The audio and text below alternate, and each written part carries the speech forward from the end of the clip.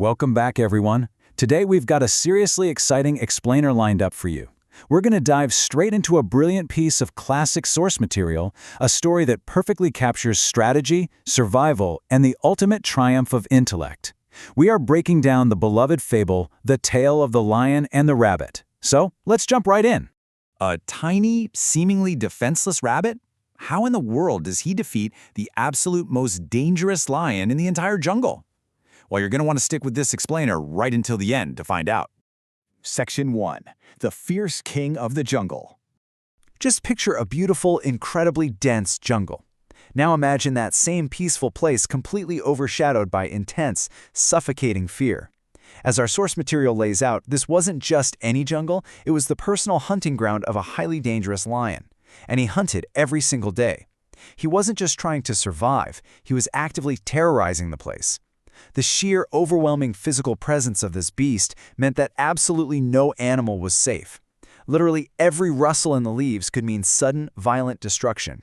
Section 2. The Terrifying Pact of the Animals.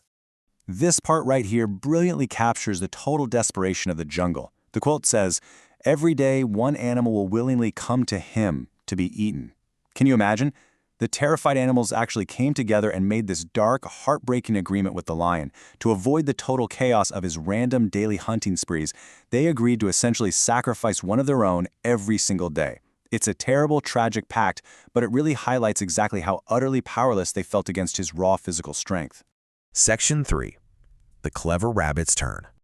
We've got a massive, stark contrast here. On one side, there's the dangerous lion. Huge, incredibly aggressive, and operating entirely on raw, physical dominance. But on the other side, we have our unlikely hero, a small, clever rabbit. He's tiny, physically frail, but he's equipped with the ultimate weapon, an incredibly sharp, tactical mind.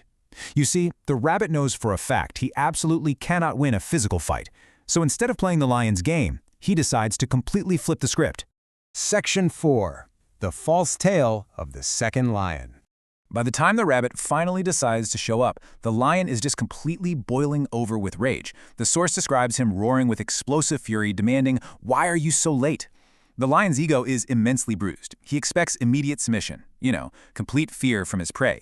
So this delay is the ultimate insult to him. And the rabbit knows this perfectly. He is actively playing on the lion's massive, fragile ego. And right here is where the rabbit perfectly springs his trap. Playing the part of the terrified victim to a T, he cowers, puts on his trembling voice, and says, "Your Majesty, I met another lion on the way, who is calling himself the real king of the jungle."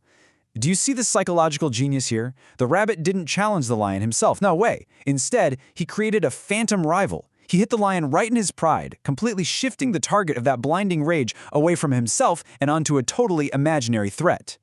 Section 5. Deception at the Well. Now the lion is absolutely furious, practically breathing fire at the very thought of a challenger in his territory. He demands to be taken to this rival immediately. So the rabbit leads him straight over to the edge of a very deep well, points down and says, "Your Majesty, that lion is hiding in this very well." It's brilliant. The rabbit perfectly uses the physical environment to his advantage, setting the stage for the lion's own rage to become his downfall. Let's break down exactly how this plays out. Step 1, the furious lion peeks over the edge into the dark well. Step 2, he looks down into the water and sees his own reflection staring right back at him. But because he's so blinded by his own fury, he assumes it's the rival lion. And then step 3, without even a second thought, he roars incredibly loudly and jumps straight down into the deep well to attack. And just like that, the raw, unthinking power of the lion completely destroys itself. Section 6. The Lesson. Brains over brawn. Let's formally define what actually saved the jungle today. It was intellect. It's that mental sharpness and cleverness that allows a tiny, frail rabbit to defeat the absolute strongest beast in the jungle. The rabbit essentially weaponized his opponent's greatest traits, his aggressive, dominating, unthinking nature. In this environment, intellect was the true superpower. This whole scenario brilliantly illustrates the central moral delivered by our source material. Wisdom is always greater than strength. You really don't need to be the biggest, the fastest, or the loudest in the room to win. You just need to be the most strategic. A single, tiny animal managed to save his entire community simply by using his head. So, as we wrap up, I want to leave you with this final, thought-provoking question. How can you use your own brains over brawn to overcome the massive challenges in your daily life? Look, we all have lions that we face, obstacles that seem physically, financially, or emotionally insurmountable.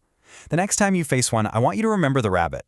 Don't try to outroar it. Take a step back, take a breath, and figure out how to outthink it. Thank you so much for joining me on this explainer today. I hope this sparks some really great ideas for you, and hey, keep using that intellect.